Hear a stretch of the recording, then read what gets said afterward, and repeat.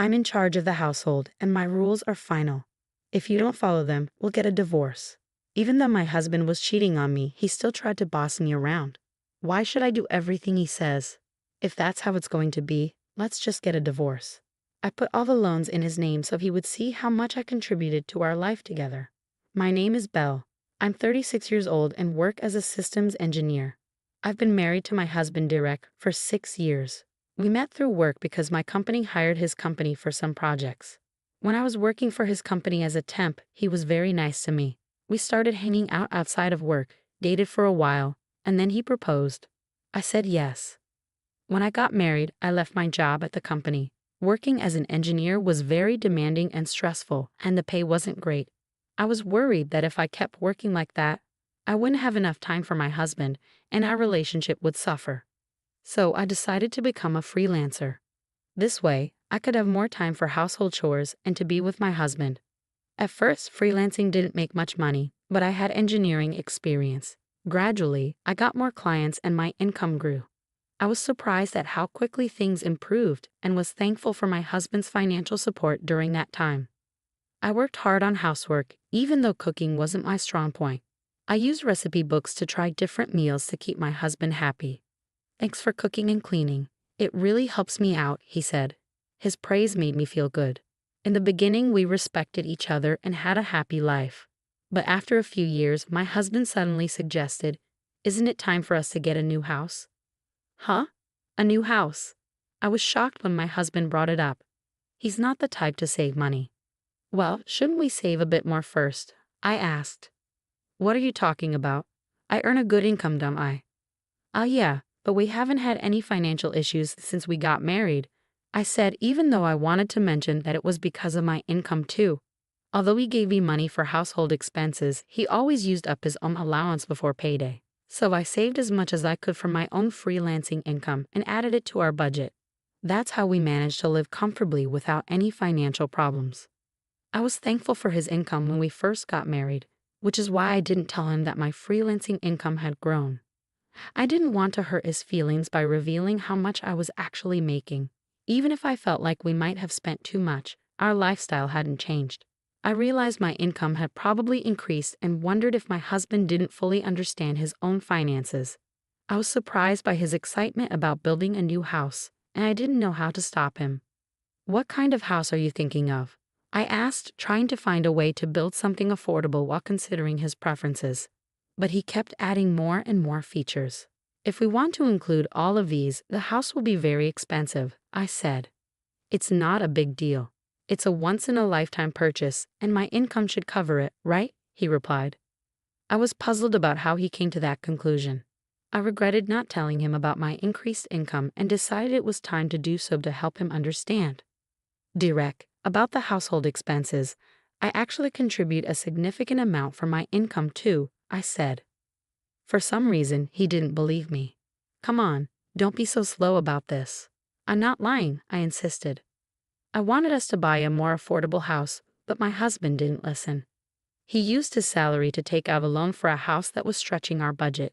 At first, I thought we were managing our money well, but over time, his spending got out of control. He started buying expensive clothes and watches and went out drinking every night with his colleagues. Even though he worked extra hours to cover these costs, his spending was hard to ignore. Despite all this, he was determined to build a house, and eventually he managed to do it. "Wow, this is a really nice house," I said. "A house is a clear sign of success, isn't it?" he said. He was right. The new house is amazing. It's spacious, beautiful, and comfortable. My workroom is bigger now, so I can fit a large desk and work more comfortably. This has made me more productive, and I'm thankful for that. But I'm still anxious about our monthly mortgage payments. My husband doesn't seem to understand that we're paying off a long-term loan every month. The house is in his name, but he tends to overspend, so his account is often empty. Because of this, I have to transfer my income into his account just to cover the mortgage. I'm getting frustrated with him, so one day, I decided to talk about it. "Don't you think you've been spending too much lately?" I asked. "I need you to think about things like the mortgage for the house," I said. My husband frowned and replied, "What are you talking about? We've been living normally since we bought the house." If that's the case, then there's no problem. You're just stressing over small details. And isn't it because you manage your money poorly that you're short? That's not my issue. What? Wait a minute. I'm always trying to save money from the daily expenses with the money you give me, and I'm also using my own earnings to cover the mortgage and other costs. So please don't talk to me like that. What's your problem? Besides, the amount you're contributing isn't that much, so don't act like it's a big deal. The one who earns the most is the best, and that's me. Don't try to give me advice, my husband said, trying to shut me down. I was shocked by how my husband had changed. He used to be kind and caring, but now our relationship felt strained. We barely talked, and sometimes we didn't even greet each other. He worked overtime more than ever and came home late at night. I started to question if it was okay to continue living like this. We were just coexisting under one roof without meaningful conversations. Maybe it would be better to get a divorce. But if there was a chance to fix things, I wanted to try. After thinking it over, I decided to take the first step and reach out to him. But my efforts were crushed when I saw him in town one day. I had gone out to buy a birthday gift for a friend. It was a weekday, so my husband should have been at work. But instead, I saw him in town, dressed casually, walking with a young woman I didn't recognize. I was stunned and immediately thought he might be having an affair. To find out the truth, I hired a private investigator. After about 3 weeks, I got the results and went to the detective agency. It turned out my husband was indeed having an affair. The woman was his colleague, and their relationship had been going on for about 2 years. I finally understood why my husband had started spending so much and coming home late. It was because he was having an affair. I was furious, especially after all the verbal abuse he had directed at me. He was the one being unfaithful. I felt foolish for trying to protect his feelings and our marriage. I decided to stop doubting and take action right away. When I rushed home, my husband was sitting on the sofa watching sports. I stood in front of the TV and laid out the evidence of his affair in front of him.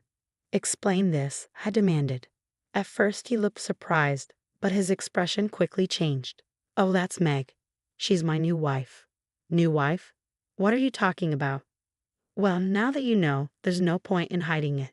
Unfortunately, you're no longer needed." "What are you saying?" "Frankly, I don't need you in my life anymore. But Meg doesn't want to do housework, so you can stay and take care of that for her." "What? Are you out of your mind? I would never do that." When I said that, my husband's face turned red with anger. "I'm the breadwinner here, so my rules are final. If he can't follow them, then it's divorce." Even though he was having an affair, he was still trying to control me. Why should I listen to him? "Fine, let's get a divorce." "Huh? You had an affair, so we can't stay married. Let's just get a divorce." He was surprised but soon agreed. "Okay, but don't come crying to me later. But you need to help me change the names on the utility bills and the car loans we just took out."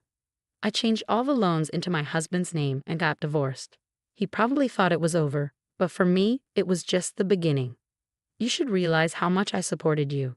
The day after the divorce was finalized, I was already settling into my new apartment. Then, I got a bunch of calls from my ex-husband. Since he hadn't paid me any compensation yet, I hadn't blocked his number. When I answered, he sounded flustered and said he needed to talk. I reluctantly agreed to meet him at a cafe, but he showed up with his mistress. "Well, you two seem to be getting along. What's this about? Why didn't you tell me?" I asked. He looked upset and said, "Every month I'm getting hit with a huge amount for loans. Why are the food expenses, car loans, utilities, and everything else so high? What are you trying to do by leaving all that on me?" "I divorced you and moved out, so it's only fair." "I don't have any other intentions," I replied. "Shut up. This is fraud. I'll sue you," he said. My ex-husband and his mistress glared at me, holding each other's arms. They both blamed me, but I couldn't accept their absurd accusations. "It's your fault for not understanding the situation. I showed you the documents, didn't I? The house loan was in your name, so it's only fair you pay it. I've been transferring the necessary money into your account. How could you, with your small income, cover all that?" As someone with a poor grasp of the situation, I explained calmly. I was working as a freelance engineer and making around $200,000 a year. "Is that true?" he asked, clearly shocked by how much I was earning compared to him. It didn't matter if he was surprised or not. What mattered was that I hadn't received proper compensation yet, so I planned to pursue it through a lawyer. Are you trying to swindle money from us? He demanded. I'm just claiming what's rightfully mine. I'll also be making claims against your mistress, I said. I received compensation from both of them for the emotional distress they had caused me. My ex-husband's mistress was devastated to find out he wasn't using his own money to pay for the loan. The next day, she disappeared from his life. Their affair ended just like any other when the money ran out. Now my ex-husband lives a lonely life, struggling to pay off his loan and make ends meet while commuting between work and home. He's facing the consequences he deserves, but he couldn't handle it and started spreading news about his affair at work. His mistress claimed he was abusing her, leading to a messy quarrel. Since neither of them was credible, no one believed their claims. His financial troubles worsened, and he was eventually demoted and received a pay cut due to his inability to focus on work because of his mounting debts. It's all his own fault, and frankly, he brought it on himself. As for me, I was nervous at first when I moved into my new high-rise apartment, but now I'm enjoying my life here. I'm not interested in marriage or romance for a while, but that doesn't mean I want to be alone forever. If I meet someone in the future, I hope we can build a supportive relationship based on what I've learned from this experience. For now, I'm focusing on working hard and making the most of my time for myself.